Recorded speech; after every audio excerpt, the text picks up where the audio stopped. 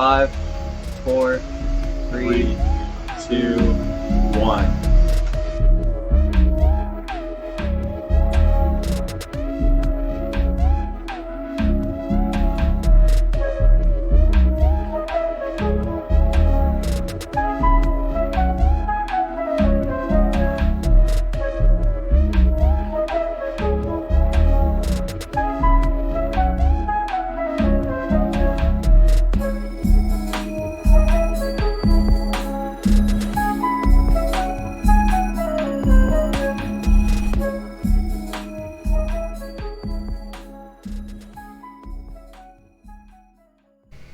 Oh, hey Alice, how's it going?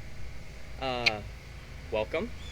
You caught us at a good time. It's a lovely day here in the Rabbit Hole Mad Tea Party. We got Nathan Conrad, spoken nerd. Hello. And I'm really glad I was able to introduce you guys. This is something I've been looking forward to. So thank you for being here. Yeah, thanks for having me. How you been? I've been doing excellent. It's a nice day. We're getting some warmer weather here in Tennessee, which I'm not always fond of, but it's been raining quite a bit, so that cools it off some. So nice weather for riding bicycles, going outside. Like, I am also glad that it's warming up. I just wish it wasn't so humid. Like, I hate going outside and sweating. Like, just walking outside and being drenched, you know? True. I don't know, like, I feel like summer is better everywhere else but here because of that. We're just in, like, a valley, and all this moisture just accumulates, you know? But our winters are so nice, you know? That's something that I always hear people, everyone, like, complains about the winters here, and I'm just like, man, if we could just have Tennessee winter year-round, I'd be in good shape, or Tennessee fall. And I always, like, think about places like Vermont and stuff, and I'm always like, thinking like, man, I really wish I was there. I wish I lived there. But then I think about what those places are like during the winter. That's too cold. Yeah. So we get like this perfect medium in the winter. We don't even know what winter is here. Yeah, we don't. We don't. Not like Vermont. Yeah, right? So, I mean, I don't want to waste your time. Let's just get into it. Let's get going. You have a lot of hip-hop influence. I watched the interview you did. Shout out to the Podfather. Wasted Talent, what up? That was a really good interview, and I noticed you guys had talked a lot about inspiration, and you were talking about where you came from. But I'm curious, do you listen to any new hip-hop? I do, quite a bit, actually. Yeah. Okay, because Neef gets on to me, but like he'll show me like a bunch of like that older stuff that was before my time, but that's not what I grew up with. That's not my hip-hop. So I definitely grew up more on that trap shit, you know? Yeah. No, I understand that. So who do you fuck with, like, currently? I know Denzel Curry. Yeah, Denzel Curry, obviously. Brockhampton. Yeah. I'm a huge Brockhampton fan. You know, to be honest with you, over the last 2 years, I've kind of made it kind of a goal every week to just check out what's coming out. And so I spend time just like, you know, hey, who's putting out new music? And I find that I do like quite a bit of it. The J. Cole is actually I just really dived into him with the new record he put out. I've never been a Lil Baby fan, but I was pretty shocked that his verse on the J. Cole record was fire. I haven't heard that yet. But you know, as far as like what I'm feeling right now, like that J. Cole is probably, you know, that's one of my favorite things that's come out in the last few months. So yeah, that's what I'm listening to. This isn't as new. I mean, they've been around for a minute, but do you like Death Grips? Yeah, Death Grips are cool. It's not something I listen to a lot, and I'm not super familiar with the catalog, but I do like what I've heard. There's a group that maybe is a little bit similar called Clipping that I like, and it has I see some similarities between the two. Clipping did a really cool concept album that was kind of about, like, you know, as a horror concept, which I'm really into horror movies, anything horror I'm into. So Clipping is kind of, you know, my Death Grips, I guess. I got you. So, okay, horror, yeah. Also, huge horror fan. Cool. Let's talk about that. What are top 5 horror movies? Man, it's always hard to do a top 5, and I will tell. Yeah, I'm fair gonna enough. I'm gonna warn you. I'm gonna do a top 5, but this top 5 could change next week. Okay, so, fair enough. So because I'm always watching new stuff. So Yeah. but one that's always kind of stuck with me is The Stepfather. If you've ever seen that, No. that's a big one. That's always in my top. I'm gonna write 5. that down. Stepfather. Yeah, The Okay. Stepfather. Check it out. I'm gonna go with Rob Zombie's House of a Thousand Corpses. Mhm. That's definitely in there, and I'm gonna throw another Rob Zombie in there and say Rob Zombie's Halloween. I know people are really opinionated about that, but that's a movie I love. The Reanimator. Man, you're hitting me with some ones I don't know. Like I thought I was a horror fan. and then I'll throw a new one in there for you that you probably know, Hereditary. Oh, Hereditary's top 5 for me. Yeah, No doubt. yeah. So, did you like it better than Midsummer? I did, and here's why. I've had encounters with spirits, Yeah. with demons. Let me just say, Hereditary does it right. Yes. Hereditary is accurate. That is how a possession would happen, and that's what scared the fuck out of me. Is I'm like, damn, this guy, because Ari Aster, the guy that directed Midsommar and Hereditary, he's not into a cult. He was contracted to make Hereditary, and he had no interest in making horror movies really. So he just did the research. Like he looked into Payman and the Lesser Key of Solomon, and like he did the research and found out like how to make a good possession movie. Yeah, he's a great director. But I thought both of those movies were really good. Midsommar's also excellent. Yeah. When the first time I saw Midsummer, I actually wasn't into it, but I've watched it a couple times since then, and I've actually grown to love it quite a bit. I will say that movie knows what a mushroom trip looks like. Yeah. Because when they do the visuals in that movie, it's like, yeah. Like, I've seen that movie sober and I've seen it tripping. And, like, it's like, wait a minute. Did they add visuals here? Or is this just something I'm saying? And it's like, no, they just got it right. Yeah, definitely. I guess my problems with it were a little bit on the character development aspect of it, and I don't know that I have like a real critique of it other than I didn't like the characters. I didn't feel strongly about any character in that movie, so maybe it's just my taste, but that was kind of my critique on it. And I've read some interviews and stuff, and it did seem like that movie was pretty rushed, but still great movie. I mean, definitely way above average. Anything that studio does, A24, I'm usually pretty into, but that also gives me a pretty high bar for anything they put out. There's a recent thing they just put out that I was pretty stoked on seeing for a long time, Saint Maud, and I had such high expectations for it. At the end of it, it actually wasn't a bad movie at all. It was really good. If it would have been something that just popped up like, hey, this is some new Amazon studio movie, I would have been like telling everybody about it. But and they been set like, the bar really high for themselves. Yeah, kind of because it was an A24. I was kind of like, meh. I get you. There's a standard of quality you're expecting now. Yeah, exactly. Yeah. Back to Hereditary just real quick. Sure. So Hereditary and The Shining are like 1 and 2 for me. Yeah. I think, well, The Shining is just like a solid movie, not even just a horror movie, but that the whole thing is just an excellent film. And I think Hereditary is heavily, heavily inspired by The Shining, because if you watch her back Hereditary and pay attention to the mom, just next time you watch Hereditary, think about the mom and how that parallels to Jack Nicholson. Yeah, I could see that now that you mention it. Yeah. And I'm glad you mentioned the mom thing in Hereditary, because she really, her performance in it was absolutely incredible. I can't remember that actress's name, but she's amazing. She did such a good job. It's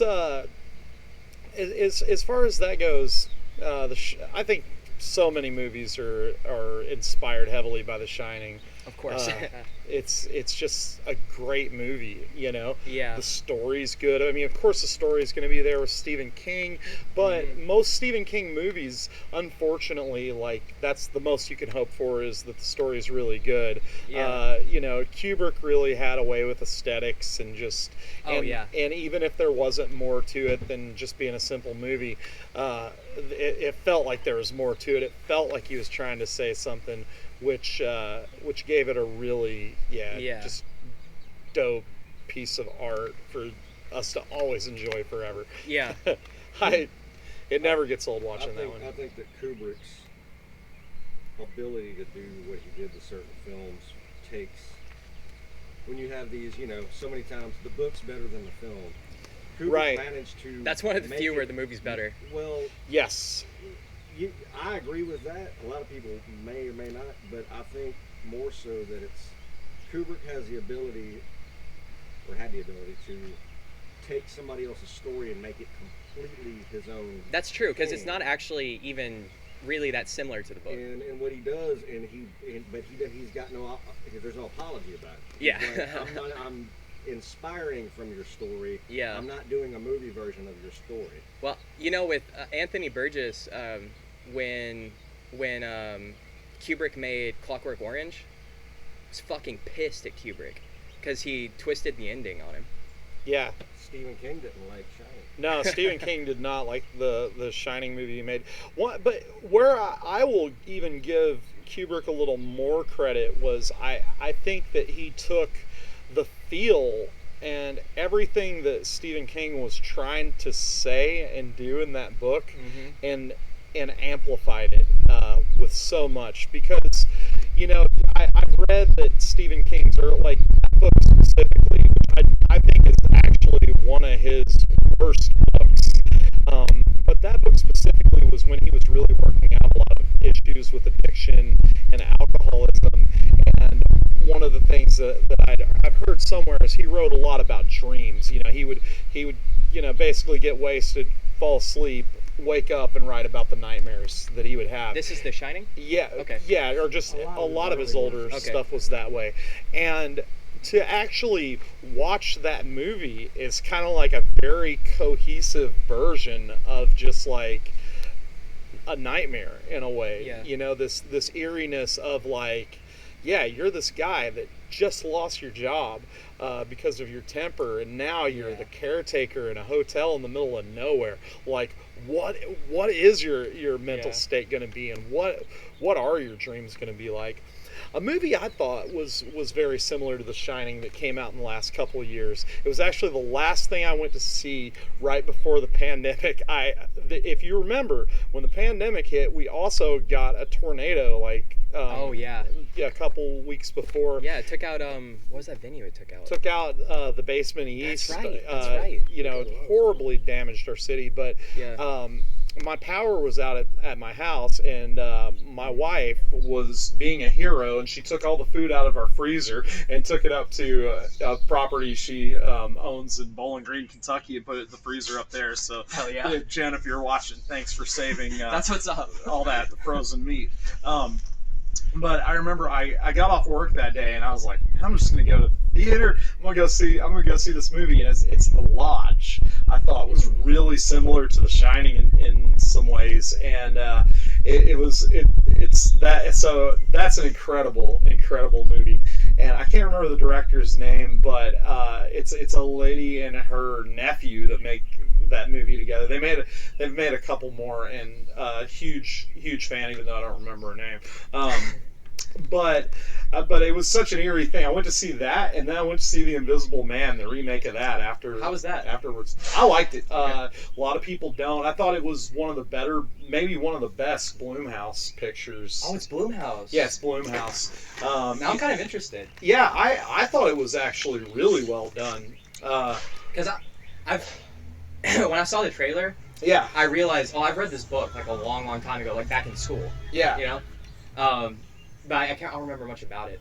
Yeah. But that's good. Good to know that it's good, though. I might check that one out. Yeah, definitely. Highly recommend that one. And The Lodge was the other one? The Lodge, yeah. They were both good. The Lodge was definitely way better. I mean, just a whole nother league for sure. Probably a little more along the lines of a Hereditary. I got you.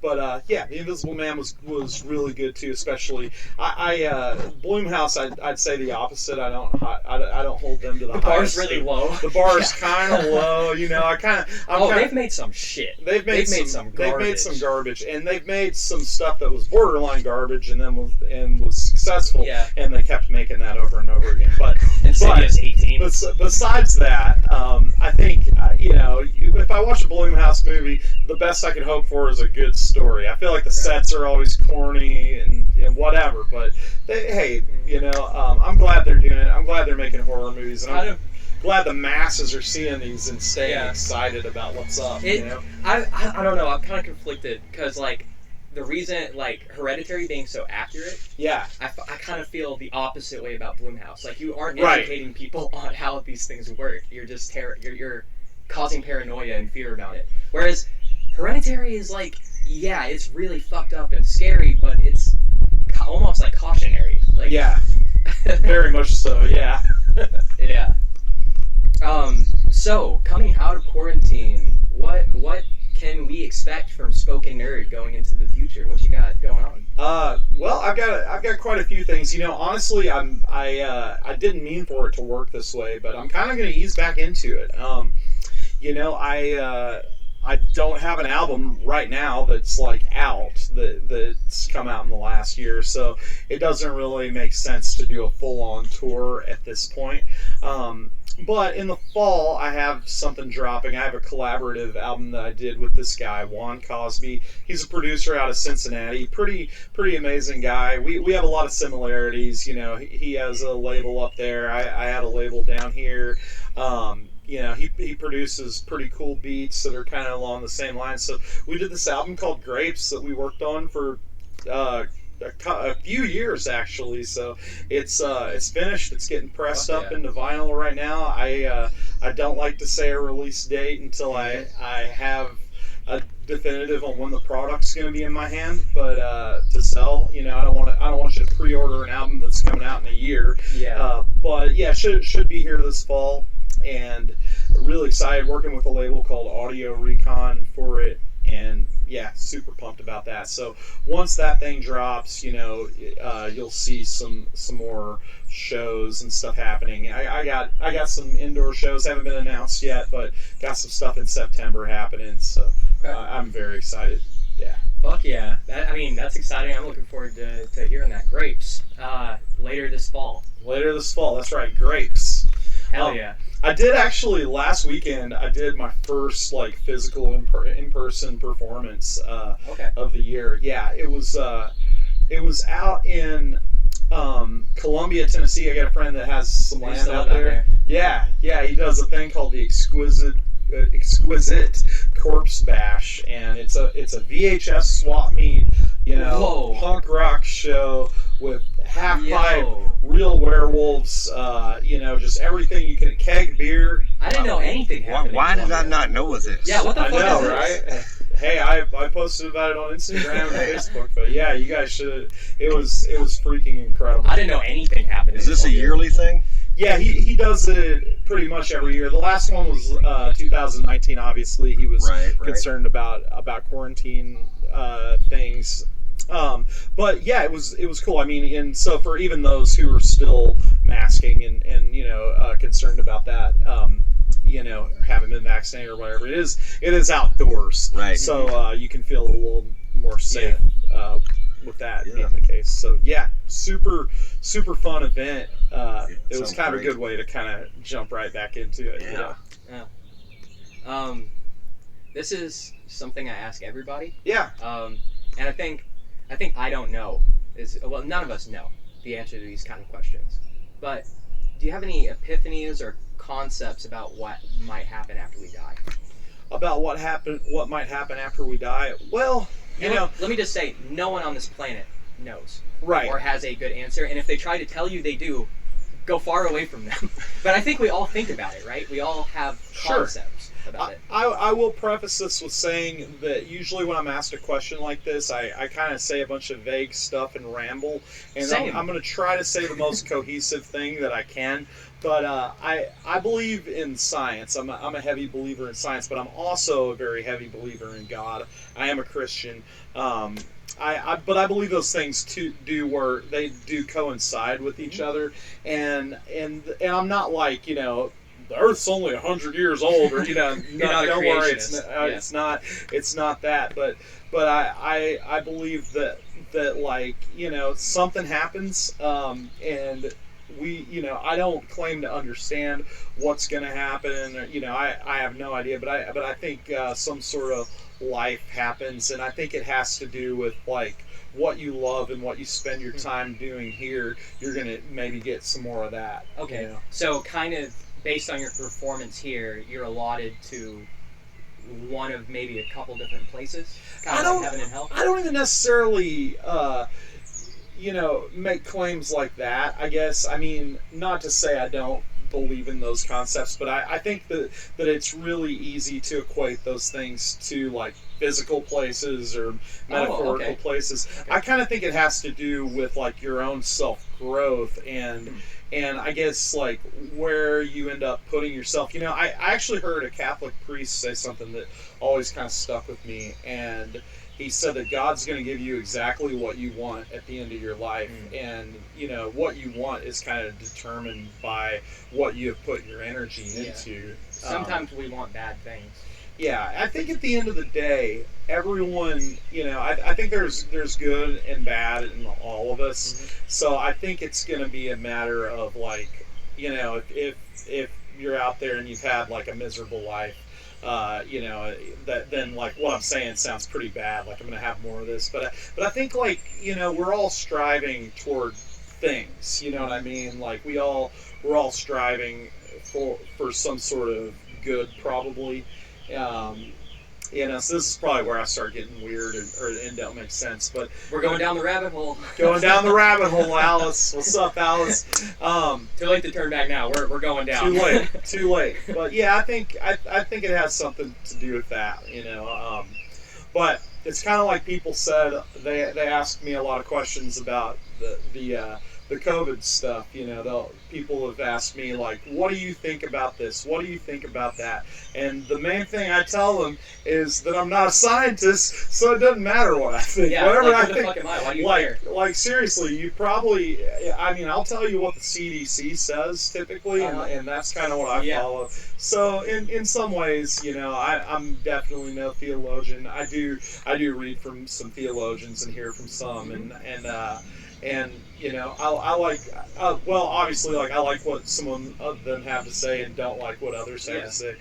But, yeah, that's kind of more so I guess, the main thing, I do believe in an afterlife, and I do believe in a sovereign creator. But I think everything's pretty scientific. I think there's an ever-expanding universe, and we're going to all be a part of that. Even when it comes, I completely agree. Even when it comes to magic and spirits and these things, there is a science to it. We just don't understand it. But there is a way that things work. And if we could conceptualize the whole thing, we could understand it in a scientific way. We would just apply science to it at that point. Yeah, and the sad thing about it, for me to say that I believe in a lot of science is. When I was in school, I didn't make good grades in science. Yeah, I think, so we were talking earlier, I was telling you I was raised as a Jehovah's Witness. Yeah. And, like, when I came out of that, I was an edgy, atheist, 18-year-old Hot Topic kid, but I grew out of that phase, and, like, I appreciate Christianity. I don't have any qualms with Jesus. The only reason I wouldn't call myself a Christian, to be a Christian is to follow in Jesus' footsteps, to act as he did. And if I'm being honest, I'm not living that life. I'm not being a Christian. So I have a lot of respect for the guy, and I have a lot of respect for people living that life. I'm just being honest. That ain't me. You know what I'm saying? Yeah, I think it's there's a lot to strive to there, and I would say to live the life that Jesus did would be very hard, and And we no one- include donkeys and stuff, and it's a hard line. And no one can ride that line perfectly. It's about effort. It's about making an effort to do so. Yeah, intention and effort. A big thing is, and I kind of see religion as, it definitely helps some people, and for me, it helps me. It keeps me from maybe maybe helps me not be quite as selfish, or helps me forgive myself when I am selfish. Yeah. But yeah, it's cool. No, I mean, I respect that. Everyone's got their beliefs, and it's good. What I know you said that you attended a Mormon church for a while. Were you ever any other denomination of Christian, or? Well, I kind of, my family is like strongly Methodist. Okay. Is that how you were raised mostly? Yeah, somewhat. My dad quit going to church at some point, and my mom carried on, but she started going to a Nazarene church. So most of my actual church memories from being a kid was in the Nazarene church, which is somewhat considered Methodist, or not considered, but somewhat similar to the Methodist church, but maybe a little more conservative. Gotcha. Often called Methodist Catholicism light. Yeah, Catholic light. So that's kind of where I came from. But now I'd say I'm probably closer to the Methodist theology than I am the Nazarene theology. I'm not very conservative in general, and like but like everyone has to work out their own thing. Mm-hmm. So that's kind of where I was. I actually, when I first moved to Nashville, I got involved in some kind of charismatic churches, which are a little bit more like they believe in a lot of supernatural things, don't think too much about science. Flamboyant. I actually found that was very bad for my mental health. There, a lot of like, God said this to me this morning. Any speaking in tongues? Yeah, speaking in tongues and stuff, and like, hey, if that's where you're at, I'm not here to tell you where to go to church, but I found that it was very unhealthy for me to be involved in that, and so I'm not now. And the church I go to now, is Methodist, so, and I love it. It's cool. I got you.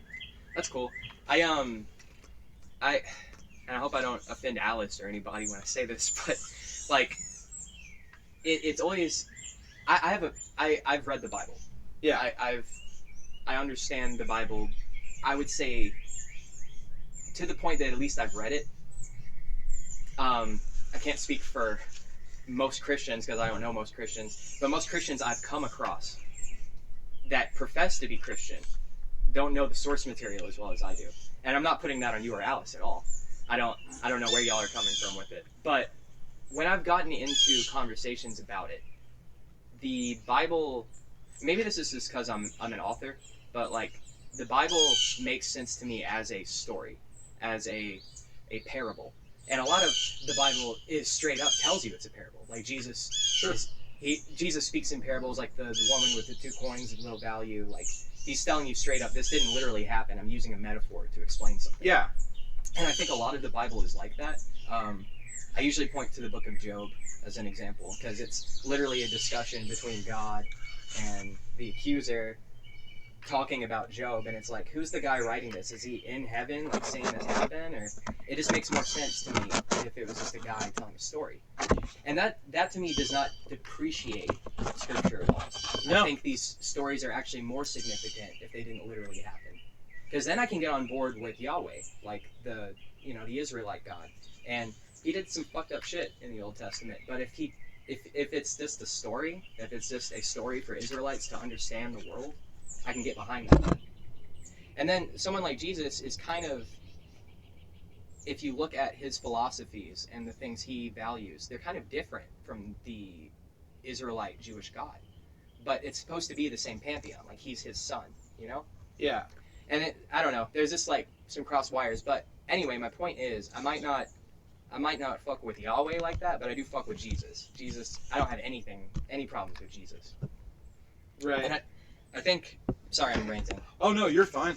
I was just gonna say, but yeah, I think it depreciates it when we take these things literally, because I believe the author's intent. These rabbis wanted us to treat it as a metaphor. Yeah, I think that's kind of the difference between like fundamentalism. A fundamentalist pretty much believes everything is literal in that book, and the problem with it is like most fundamentalists don't even believe all of it, but they're afraid They to just say say that. they're afraid. There's Yeah. this fear that like there's a fear of being wrong Mhm. is what I see a lot in churches and just in people in general. And the thing about it is like you got humility is exactly that. It's saying, hey, I might be wrong, very Yeah. and when I look at my life and whatnot, there have been plenty of times when I was wrong, and Same. about huge things, like not just small things. I've been wrong about all sorts of things, and the thing is like that's okay. You know what I mean? Like it's okay to be wrong about something. It's okay to be proven wrong about something. Like no biggie, right? I mean, Yeah. and I think that's where you run into a lot of problems. Is like you ever been arguing with someone and you just know you're right, and then they bring up a really good point, You're like, and then you just start making stuff up, right? Because you're like, trying to- man, I want to look stupid. I'm gonna just make a bunch of crap up, like and I think that's pretty rife in our being society. raised as a Jehovah's Witness, I was definitely like that for a long time. Yeah. Because it's like I was required to preach this ideal that I did not believe. Yeah. And so you have to make up this argument that you don't believe, and then like present that as like some pitch. You're a salesman. Yeah. So exactly. And so like I hear what you're saying, and I'm in my adult life trying really hard to move away from that. Like, humble myself, be willing to be wrong. Me and Neef were just talking about this the other day. Losing an argument is winning. Yeah. Because you have been enlightened. If you win an argument, you don't lose anything. Right. Everyone gets to be a winner. Either. Right. Yeah. But if you lose, now you have gleaned something from the situation. It's like, I talk about chess. Chess is a game that I enjoy losing almost as much as I enjoy winning, because it's not a competition between two people the same way that we're bred to think most sports or most games are.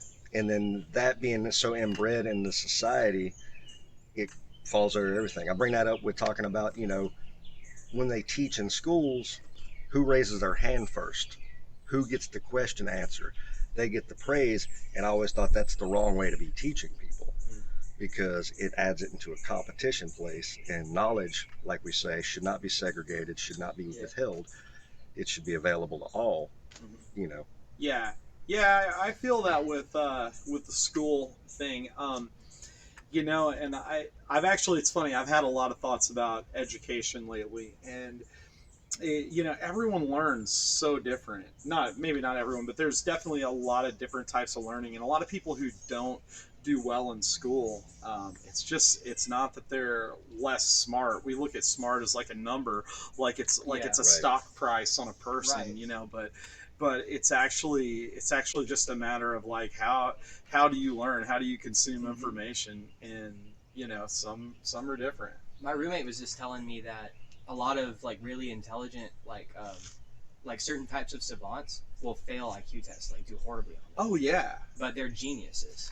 And what gets me is, you always hear the stereotype of dumb people, especially like in the South, the way people are kind of stereotyped. And I'm just like, man, I'm not going to say that guy's dumb because he just fixed like 5 cars. Like, Yeah. I can break I a can't car, do that shit. but I can't fix it very Right. well. I could probably break more cars in a couple years than a lifetime for some people. But yeah, it's kind of like, we all have our gifts that we're good at. There's wisdom, there's intellect, there's street smarts, there's book smarts. Yeah.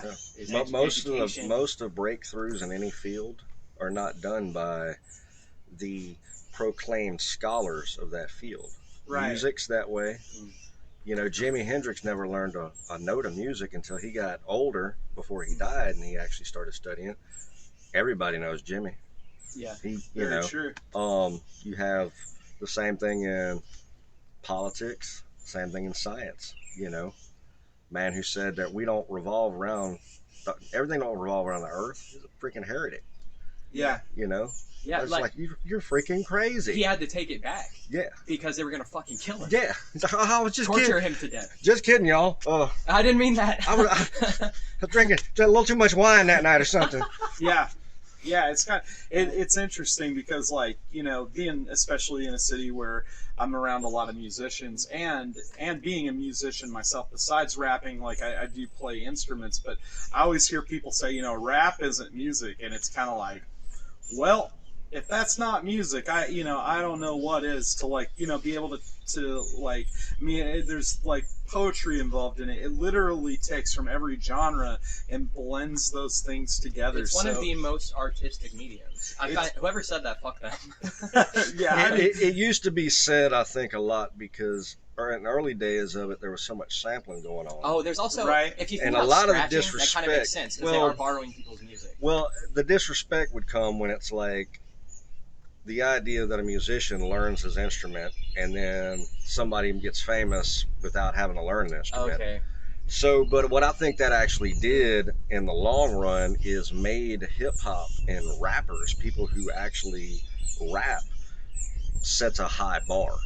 Because Definitely. now, that's why I'm so critical of rap. People think I don't, for years, a lot of people didn't think I liked it because of other stuff I played, but I produce hip hop, Yeah. and it's one of, there's a lot that I love that I think is great. As you say, I listen to a lot of old stuff. New stuff just doesn't do it for It's me. not.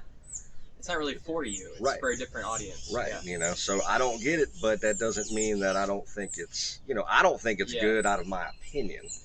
But, it's, but like I'm saying, I'm much more critical. You gotta have solid beats. Mm-hmm. You gotta have interesting beats, interesting melody runs, interesting tracks built. If you use a sample, Yeah. it better be dope. yeah, You better lay it in there right. Everything better pocket. And now I'm coming at your lyrics. Yeah. And You if know- your lyrics ain't solid as anything, You know what's really ironic is true. I'm a poet, but when I listen to hip hop nowadays, I'm just listening to how it sounds. I'm just listening to the beat. a lot And, of people like, do that. It's Like I can actually I can actually listen to something like Spoken Nerd though. I can Right. hear what you're saying, and it's not like, well, you are fluent. I can understand you, but that's not even really what I mean. It's mostly like the content is not most of the time is not something I really care about. It's how it sounds. It's the beat. It's how the dude flows over it. That's the things I'm paying attention to, which is ironic because in other aspects I really look at lyrics and Yeah. poetry. Yeah, I think lyrics are very important to me, and what's being said, the message of a song, and the musicality as well. Interestingly enough, a lot of new hip hop. I have a hard time with some of it because of some of the language that's used. Just misogyny in general, and just some of the It's things very that are negative. presented. But one thing I've kind of realized is, in the same way, like when you listen to hardcore music, it's almost like a posture music. It's about a feeling that it gives you, and like Yes. I started one thing that like. And this is gonna sound pretty goofy, but one thing that's kind of made me understand like hip hop is like like new hip hop and the way modern hip hop people think is like, you ever play Grand Theft Auto? Like, think you're driving in the nicest car you could steal, and you're listening to the coolest music, and you see something you want, you're gonna take it, Mm-hmm. and you're gonna continue to take what you want. And to be in a world where we're sold that, right? We're sold that all the time, like consumerism. But then you basically end up like working these jobs where like you might work all the time and barely get by, but you bust out that PlayStation 4 you put that CD in there and you're just like suddenly a king. And this music is the same way. It's like a soundtrack to that, and it's a posture. And I found that like in some ways it's given people like confidence, whether that's real confidence or false confidence. Right. I don't really know. If it gets the job done. If it gets the job done, it's kind of. I often listen to gangster rap. I mean, just straight the coldest, dope slinging, whatever gangster rap while I'm working, just cooking or a construction job. Yeah. Because, like you're saying, it's that mindset. They're talking about now. I'm not doing what they're talking about on that level, but what I am doing is hustling. I am working for the money I'm getting, even though it's not as glamorous as they're putting it, or it's not as much as they're putting it. The idea, like you're saying, the feeling gets in my brain, and I'm rocking out. Yes, it's right there. It's almost like bad coffee in a way, Yeah. You've got to if you're trying to get yourself going, like bad coffee is better than no coffee. Damn, right? I love that analogy. That's great. Yeah. That's You don't sip on espresso. Yeah, really. yeah. You're supposed to take a shot. Right. Right. That's fucking hilarious. You guys have got me on another rabbit hole now. You're talking about like I think, well, there's this rapper I really like, Puya, and I think he said it pretty well. I make that fuck you music, go blow your brains out to it. And that is his vibe. That is what he does. He's making that fuck you music. And it is really negative. It's really maybe not good for people. But not for the children. But I think Neef knows where I'm taking this. It gets into chaos magic, which is a philosophy I subscribe to. Basically, if you tell a lie to yourself long enough, eventually it will become true. So, like, you can make yourself. I think faith itself is power. It doesn't matter what you have faith in. You can have faith in literally anything as long as you actually mean it. Yeah. And that's power. And will. Yeah. Power of will. So you can tell yourself that you're the shit, and that like these rappers do, like what we're talking about. And eventually, if you convince yourself of that, it's not a lie anymore. Yeah. No, I like that. It's funny, kind of mentioning that, and this kind of goes back to some of what we were talking about before. But I watched an interview with Rob Zombie on the Joe Rogan podcast, and he, Rob Zombie had talked a little bit about they talked about bullying at one point, and Joe Rogan was just like, God, you hate those people, right? And Rob Zombie actually, and by the way, I freaking hate, I hate bullying, and that's something that I feel strongly about. But one thing that Rob Zombie said was, actually, you have them to thank, because they are some of the biggest motivators. They made you. They made, like, tell me I can't do something. And it's like over. And I always kind of, I remember That's sort of punk rock came that from. sort of thing. Exactly.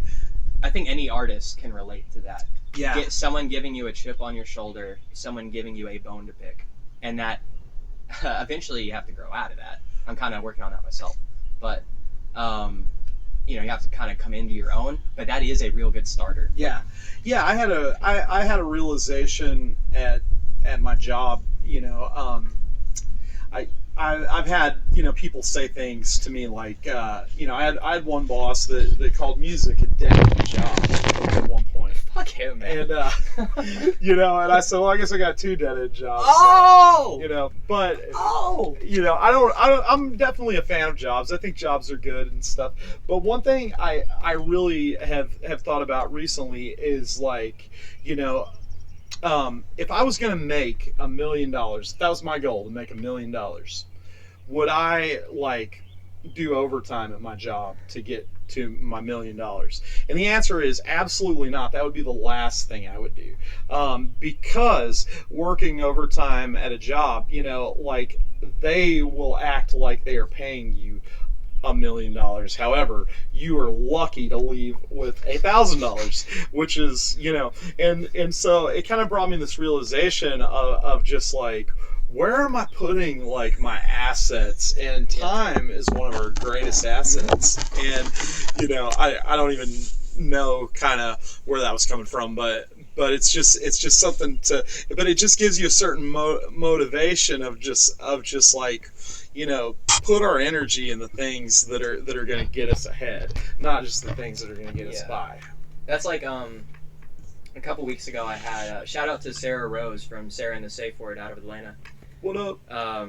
I had her on, and I asked her, where do you think like we come from, like where do people come from? Yeah. And she was like, well, I don't really give it a lot of thought because I like to focus on where we're headed. And that was a really good point. Does it matter where we come from? Like I'm curious about it, but I guess in the grand scheme of things, would it change anything? It doesn't change anything. Yeah. Like, I kind of subscribe to the idea that some aliens came down and fucked chimps. That's what I think happened. But that could be it could be anything, Yeah. Like maybe we were just maybe it's how we're taught, and like in schools, and we've just been here for like millions or billions of years, and just that's actually more of a poetic story, that it took a long ass time for us to get here. Yeah. Like being really rudimentary and like much less evolved, and then getting to the point that we're at. I think that might be the most beautiful story ever. I don't know. It is kind of pointless though. It doesn't matter. Yeah. You ever had? I used to ask people if they had any ghost stories. I don't think that's encompassing enough. Sure. You ever had a supernatural, like something you would consider supernatural?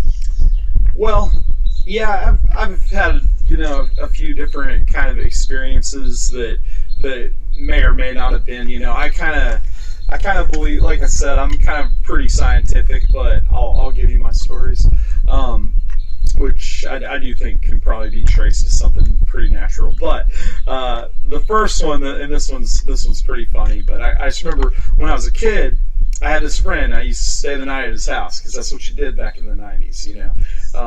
You went with your best friend from school, and Friday night came, and you rode the bus home with them, and you went to their house, and you rented movies, and you jumped on the trampoline, and did all that dumb stuff. And I remember we would stay up watching horror movies, and his dad was a manager at Walmart, and his dad used to like kind of creep around on the, kind of bang on the doors a little bit when he knew we were in there watching them, and he would jump in the room in his underwear with a knife and just scream and try to scare us. And it's one of the funniest like memories ever.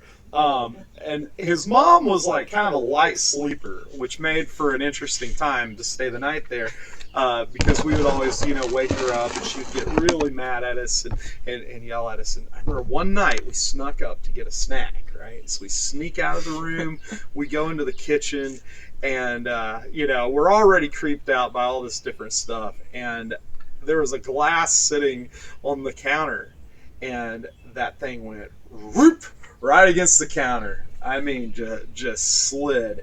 And he and I took off running, went back in his room, and we just jumped on that waterbed, and poof, we were under the covers.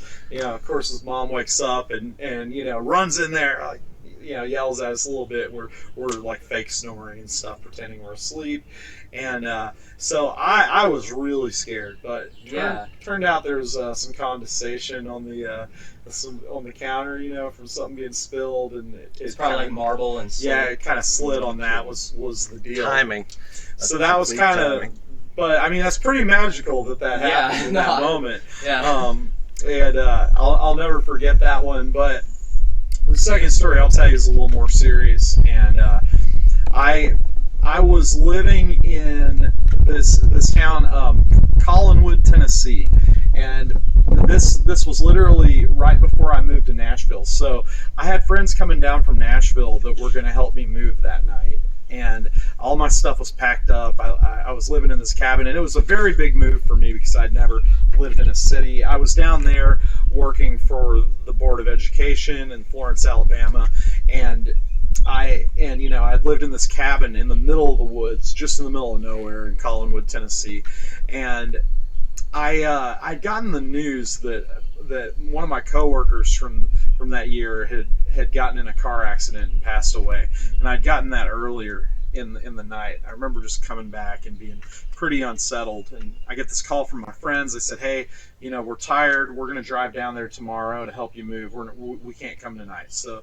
I was kind of alone in my house with all my stuff packed up. I was pretty upset, and I tried to read the Bible, tried to pray, and nothing seemed to really be making me feel any better.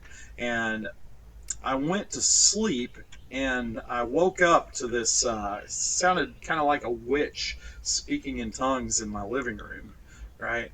And I screamed until my voice was no more, and you know, and then I'm, my voice was just out. Out of fear? Yeah, I mean, I was scared because this sounded real, and of course, it was gone. There's no one in the house, and the next day, my friends showed up, helped me move. I moved to Nashville. This was kind of how I came to Nashville. So if we were making a film about Spoken Nerd the rapper, that might have been the first scene of the film. Wake up screaming. Wake up screaming, but the thing that was strange about it was around that time, some of the other rappers I was working with had similar experiences, like at their homes in Nashville. Yeah, but if you want to know the truth, I think it was what do they call it? It's like sleep paralysis, where you're halfway still in the dream state and halfway A halfway lot of real. people see faces and hear things. You are a really rational guy, the way you try and reason it out in your head. I can see that. Yeah, and I do think that's what that was. But it was strange that it happened to some of the other people I was working with around the same time. And my favorite detective in the entire universe has a quote, and he said that there's no such thing as a coincidence. There's always just a connection you don't know about. And I'm not sure what that connection is, but ever since that detective said that, I've always kind of believed that to some degree. Yeah. Batman is the detective. Okay. I was gonna say, I know that can't. I was like, I recognize it. So yeah, that was he's a great detective. He had Detective Comics. Detective Comics, yeah.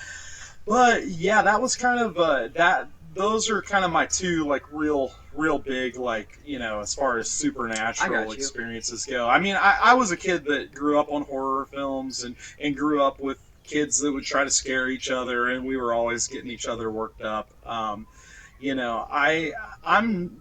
definitely not very superstitious in hey Shaggy, there's a ghost, but I do think that there's some, things happen and I can't explain why, and yeah. Yeah. Okay, let me ask you, were you compared it to sleep paralysis. Were you motionless?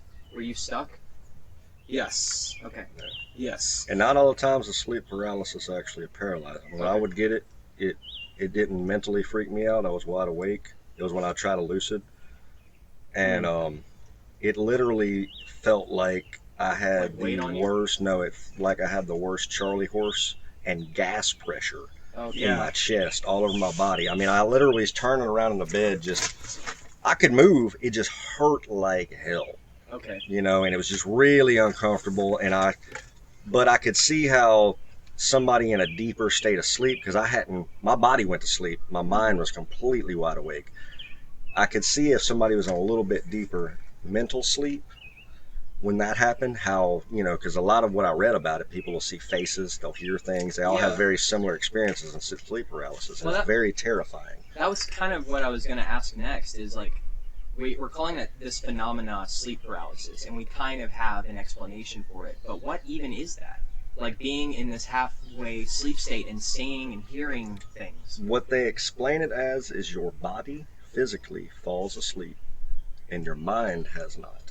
Your brain has not fallen asleep, and your body has. And we don't understand that because we're all unconscious. Mm-hmm.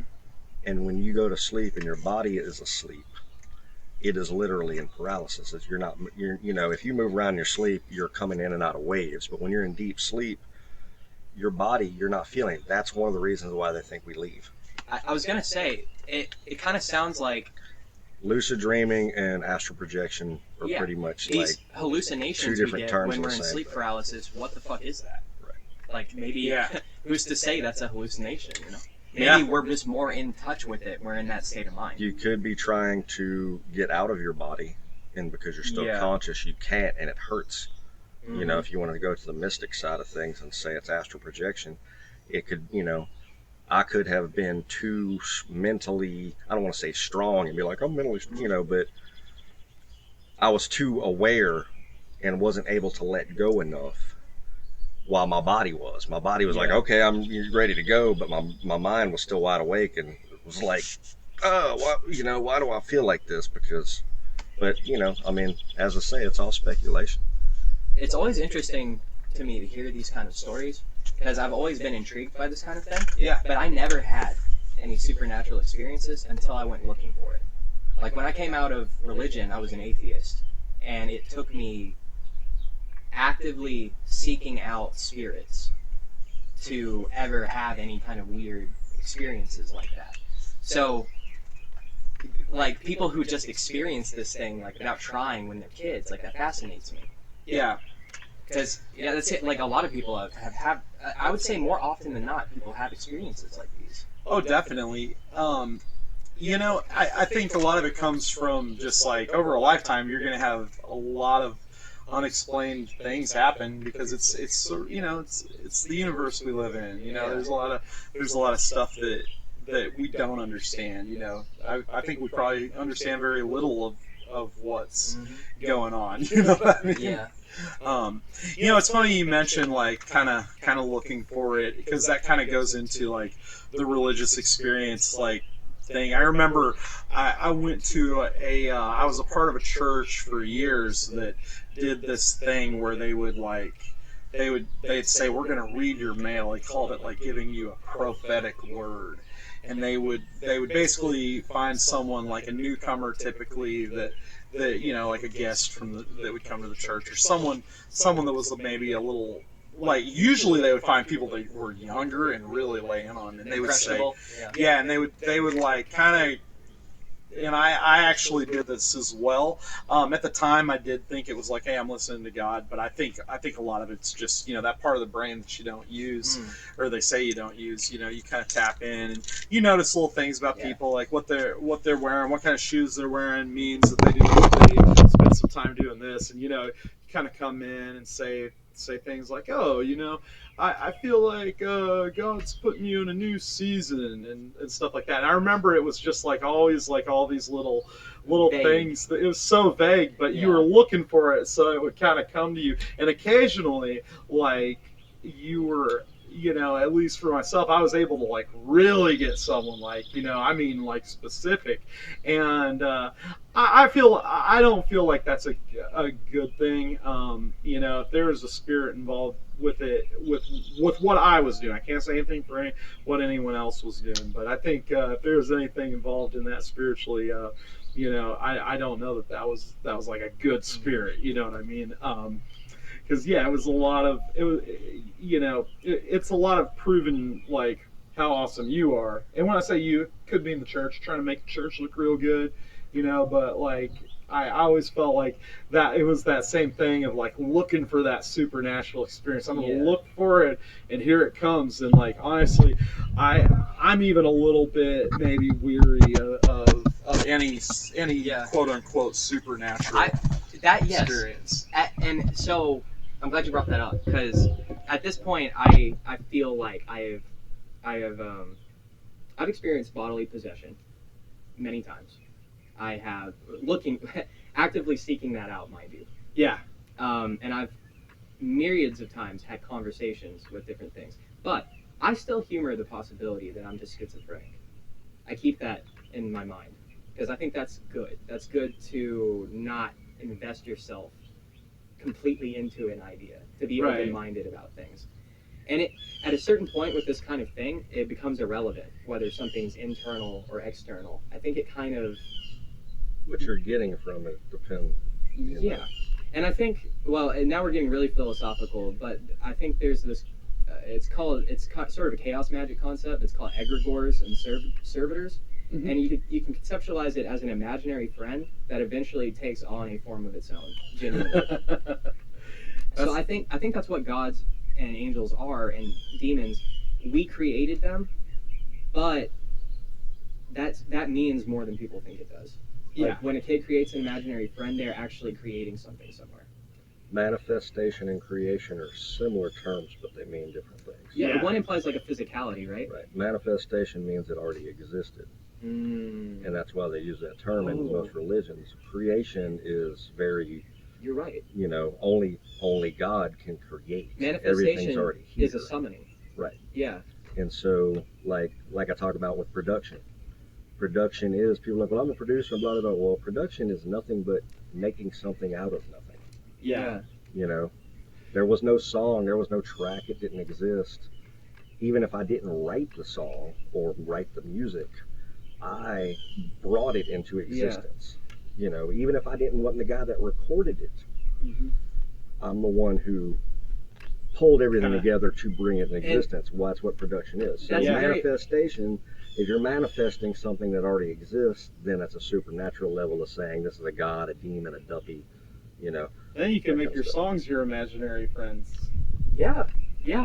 Now you're stepping into my wheelhouse. There we go. There's are you familiar with Alex Gray? He did a bunch of Tool covers. Yeah. He has a painting, and it's a guy. Actually, it's a painting of a painting. So it's a guy at a canvas, and he's got his pencil, I think, on the canvas. And there's like a beam going through the back of his head, and there's like this god entity that's like, basically what he's saying is he's a pencil.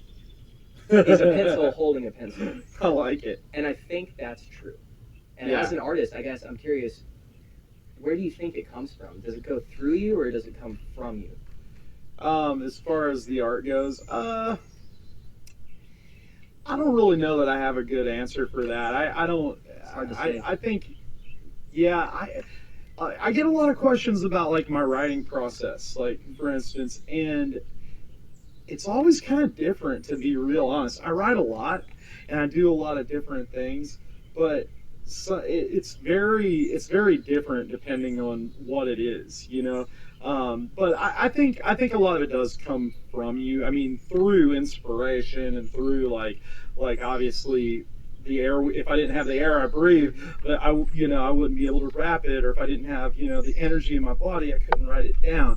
So like, of course, like some of it's coming through, but I guess I'd say it's more of a collaborative thing. But as far as just like am I looking for this muse from this God like shines this light and then plants this song in me, and I'm like, no, it ain't like that. I'm rapping in tongues, man. Right. As far as that goes, I don't know what he said, but bars. I literally, like, sometimes I write while I come up with concepts while I'm working,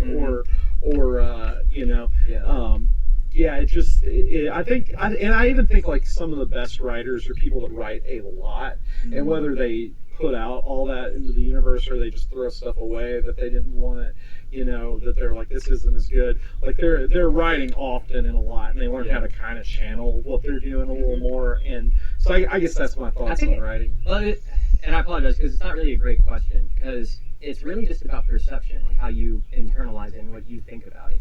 We really don't know where these things come from. And like I said, it's kind of different all the time. I mean, so there's some times where I'm just like, all right, I'm gonna just like really clear my brain and just try to like put some words out on the paper. And like I even do like I did like a writing podcast for a little while where they would give you an assignment, and I was just like, okay, I'm gonna humor this and just do it. That stuff is great. I think this stuff is all of it's like good practicing. I write like movie reviews for the website Ghetto Blaster, and that's like a different thing, because then I'm like, okay, I have to research a little bit, I have to make sure I don't say anything too stupid, I want to kind of know about these actors or these directors, and then the rapping's like its own thing. I write rock and roll songs, as well with my other group, State Parks, so it can always be different. Word.